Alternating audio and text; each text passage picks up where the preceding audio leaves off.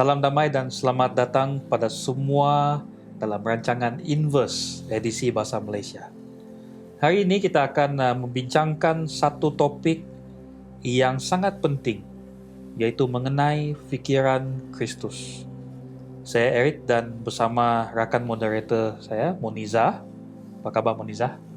Baik, terima kasih Eric dan juga selamat datang kepada semua yang menonton rancangan Inverse kita pada hari ini.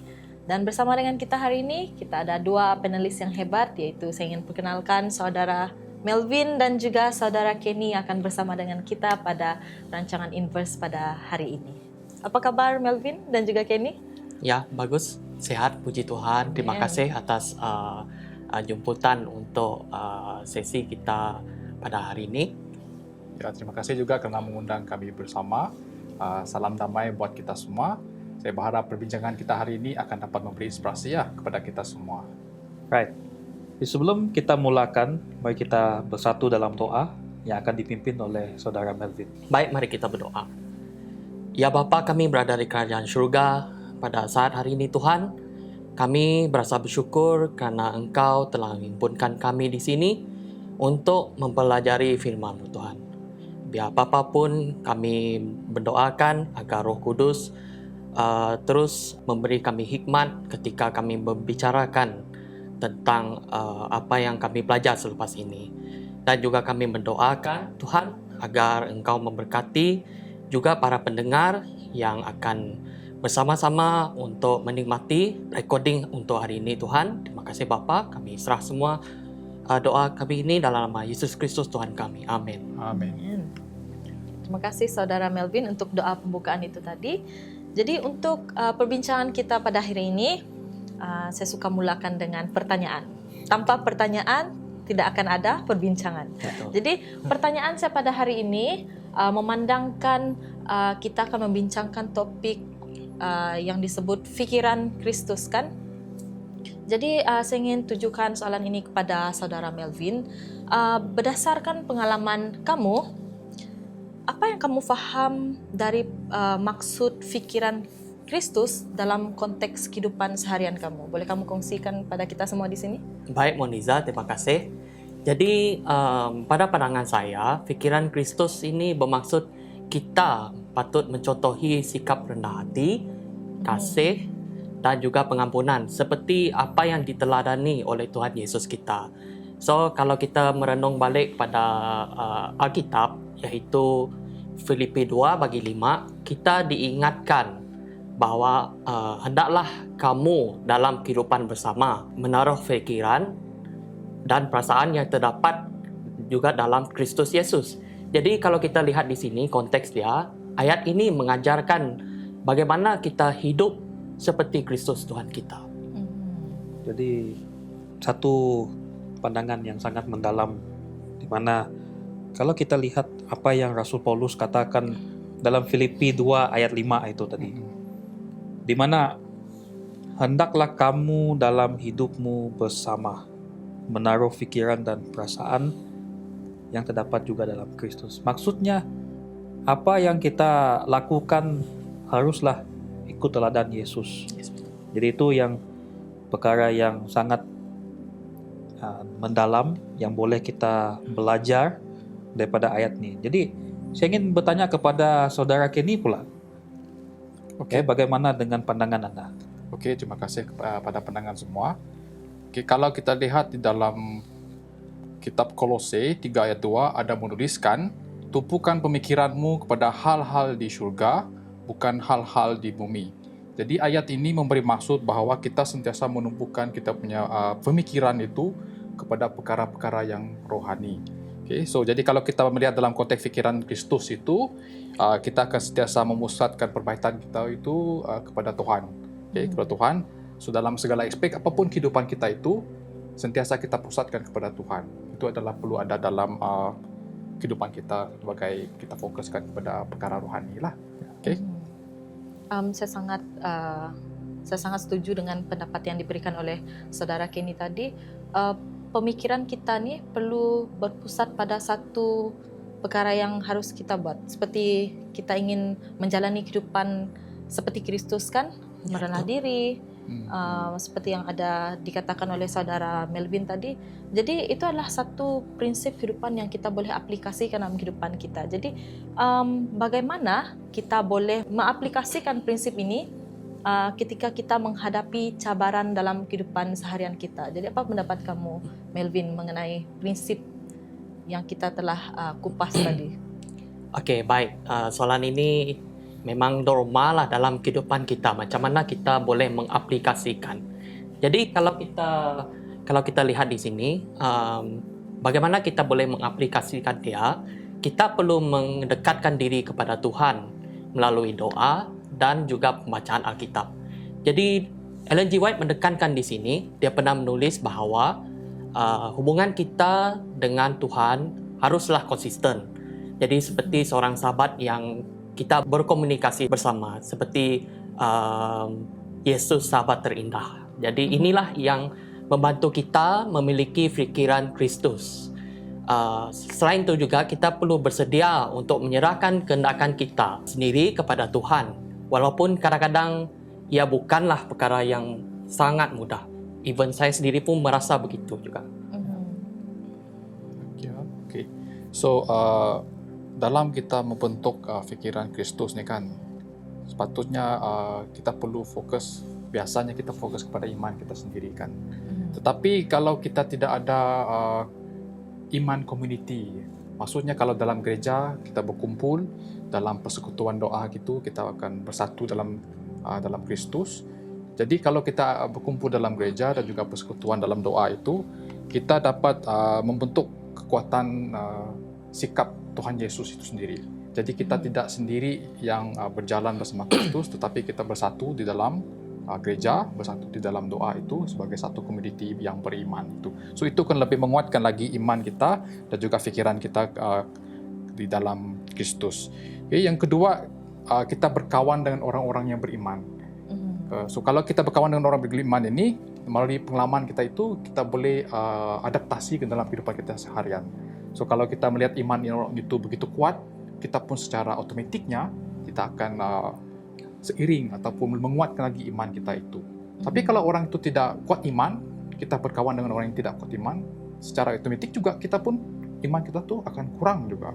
Jadi harus pentinglah kita punya tuan doa dan juga gereja itu untuk semua. Jadi apa yang saudara Melvin dengan Kenny katakan tadi, seperti mana Melvin kata, kita harus ada doa dan pembacaan Alkitab, right? Jadi kalau kita lihat dua-dua ini, memang tidak boleh tinggalkan satu daripada dua ini, Ya, mesti setuju. sama-sama. Ya.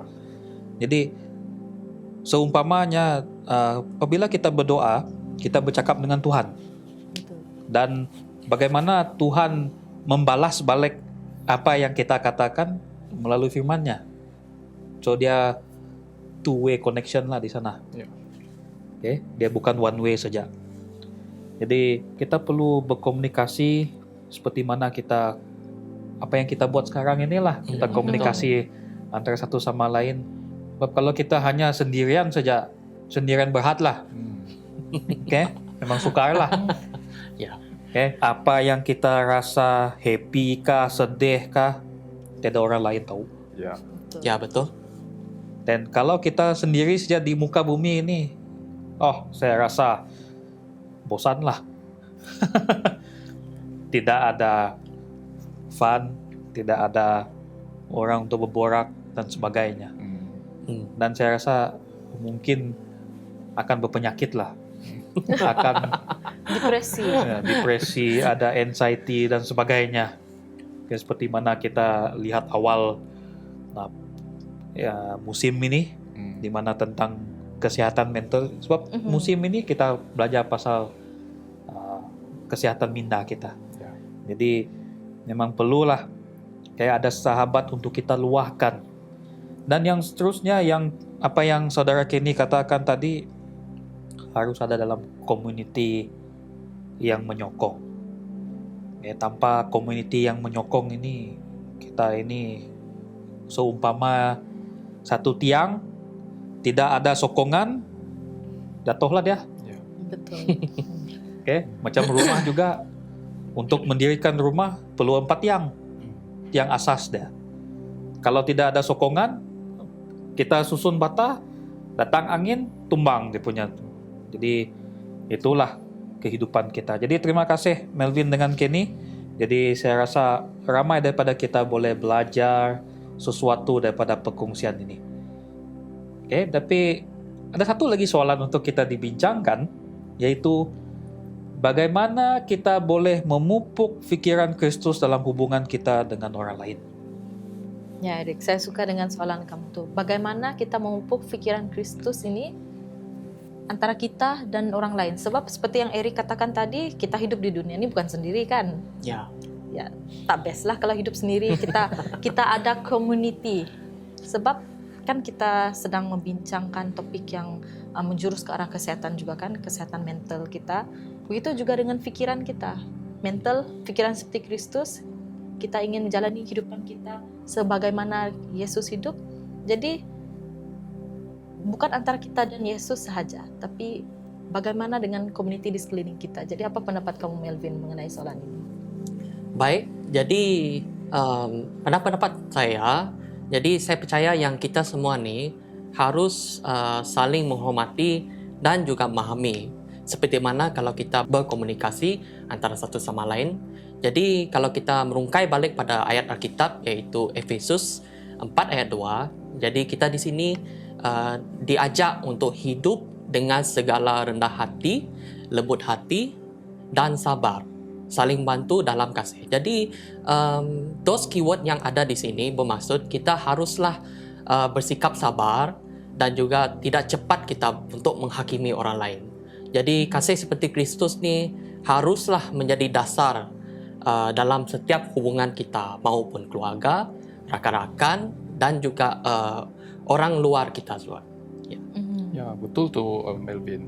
Kalau kita baca di dalam Kolose 3 ayat 13 ada menulis, bersabarlah terhadap satu sama lain, maaf memaafi, jika seseorang ada sesuatu aduan terhadap yang lain, sebagaimana Tuhan telah mengampuni kamu, demikianlah kamu harus mengampuni sesama sendiri. So kalau kita tengok kehidupan Tuhan Yesus kan, dia suka mengampuni orang yang bersalah walaupun orang tu meletakkan kesalahan tu dengan dia. Ya. So kalau kita berkata tentang fikiran Kristus, bagaimana Kristus memaafi orang lain, kita juga harus memaafi sesama sendiri. So kalau kita boleh memaafi saudara sendiri, itu secara tidak langsung boleh memberi pikiran yang positif kepada kita. Okay, itu yang pertama. Yang kedua, hubungan kita dengan orang itu pun lebih baik. Okay, jadi tidak ada pergaduhan, semuanya baik-baik. So kejahatan tu di neutralize dengan kebaikan begitu. Ya, jadi satu perkongsian yang sangat bermakna, di mana kalau kita lihat, jangan cepat menghakimi orang lain.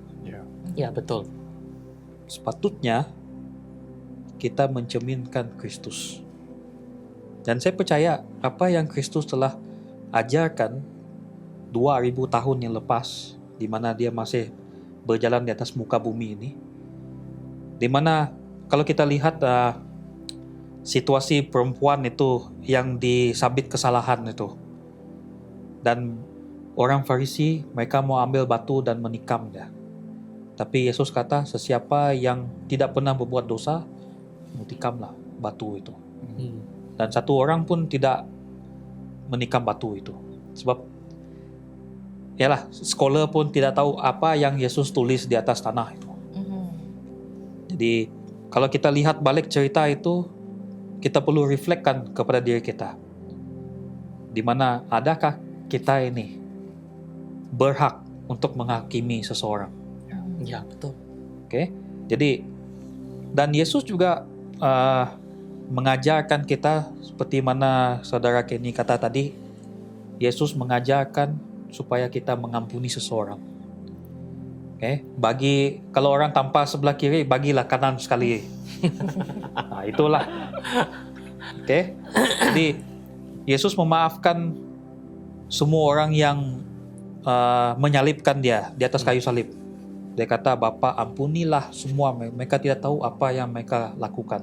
Jadi itu satu contoh memaafkan seseorang itu bukanlah mudah, tapi boleh dibuat. Ya, betul. Ya, jadi saya harap perbincangan ini telah memberikan panduan kepada semua tentang bagaimana kita boleh memiliki pikiran Kristus dalam kehidupan seharian kita. Memang pikiran Kristus ini harus kita terapkan dalam kehidupan kita, walaupun apapun situasi, baik dalam situasi yang bagus, baik, dan situasi yang tidak menentu. Dan kita pun harus sedia mengampuni seseorang. Tapi jangan menghakimi. Oke, itu yang keyword dari sana. Oke, sebab Yesus tidak pernah dia menghakimi seseorang itu. Oke, dan kalau kita mengupas balik dalam buku keempat Injil itu, banyak perkara sebenarnya Yesus telah lakukan. Tapi Yesus memaafkan mereka. Oke, terutama yang ingin merejam batu seperti saya katakan tadi, dan kemudian jual beli dalam bait suci itu. Tapi Yesus dia tidak menghakimi, tapi dia mengampuni. Oke, sebab kita ini manusia yang berdosa, yang lemah, dan kita perlu Tuhan kita. That's why kita punya pelajaran kita tentang bagaimana kita boleh memiliki pikiran Kristus dalam kehidupan kita. Right? Terima kasih Eric di atas perkongsian, di atas kupasan melalui pendapat yang kita berikan tadi. Ya. Jadi saya akan memberikan summary, conclusion, kesimpulan dari perbincangan kita pada hari ini. Mempunyai pemikiran seperti Kristus sangat mudah apabila kita meletakkan atau set kita punya minda, kita ingin melakukan kehendak Tuhan, bukan kehendak kita. Sebab ada satu ayat dalam Alkitab, tapi saya kurang pasti di mana, dinyatakan jadilah kehendakmu. Ya, bukan kehendak kita, tetapi kehendak Tuhan Yesus itu sendiri. Jadi dalam kehidupan kita nih, segala apa yang berlaku itu adalah atas kehendak Tuhan itu sendiri. Saya rasa itu dalam doa Yesus itu sendiri. Ya, yang terakhir sekali sebelum Yesus mati sebelum ditangkap. Ya, dia katakan jadilah kehendakmu. Jadi dalam kehidupan kita nih kan, dalam menjalani kehidupan seharian, terlampau banyak benda yang kita kejar adalah untuk diri kita sendiri, sampai kita lupa kita melakukan segala sesuatu itu adalah untuk kemuliaan Tuhan. Jadi untuk memiliki pemikiran seperti Kristus, paling penting adalah kita harus meletakkan set dulu minda kita apa yang kita boleh lakukan untuk Kristus. Jadi terima kasih semua di atas pendapat yang kamu telah kongsikan bersama kita hari ini. Untuk penonton kita di luar juga, masa sangat mencemburui kita. Saya percaya dua panelis kita banyak yang ingin dikongsikan, tetapi tidak apa, di episode yang seterusnya kita akan belajar lebih banyak lagi mengenai topik-topik yang berkaitan dengan kesehatan minda dan juga yang berkaitan juga dengan kehidupan seharian kita. Jadi sebelum kita mengakhiri program kita pada hari ini, saya ingin menjemput saudara Kenny untuk memimpin dalam doa penutupan. Okay, mari kita bersatu dalam doa. Ya Bapa yang di surga, terkuduslah namamu. Kami bersyukur atas waktu yang telah kami luangkan untuk mempelajari firman-Mu. Semoga apa yang kami pelajari hari ini menjadi panduan dalam hidup kami. Berkatilah setiap pendengar dan penonton, dan lindungilah kami semua dalam perjalanan hidup kami seharian, sehingga kami dapat bertemu dan kembali dalam episode yang seterusnya untuk mengupas firman-firman Tuhan yang akan kami kongsikan untuk semua pendengar. Di dalam nama Tuhan Yesus kami berdoa. Amin. Amin. Amin.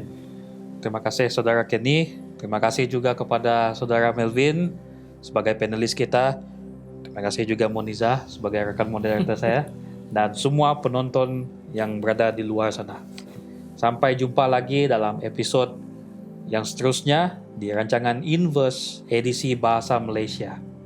Dan salam damai, semoga Tuhan memberkati Anda semua.